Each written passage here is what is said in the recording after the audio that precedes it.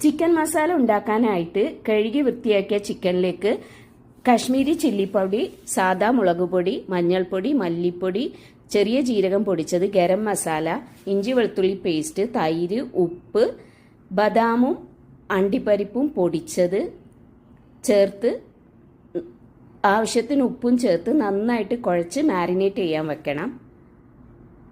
പാനിലേക്ക് ഗീ ഒഴിച്ച് ചൂടാക്കി അതിലേക്ക് സവാള ചെറുതായി അരിഞ്ഞത്, ഇഞ്ചി വെളുത്തുള്ളി ചതച്ചത് ചേർത്ത് കൊടുത്ത് നന്നായിട്ട് വഴറ്റിയെടുക്കണം.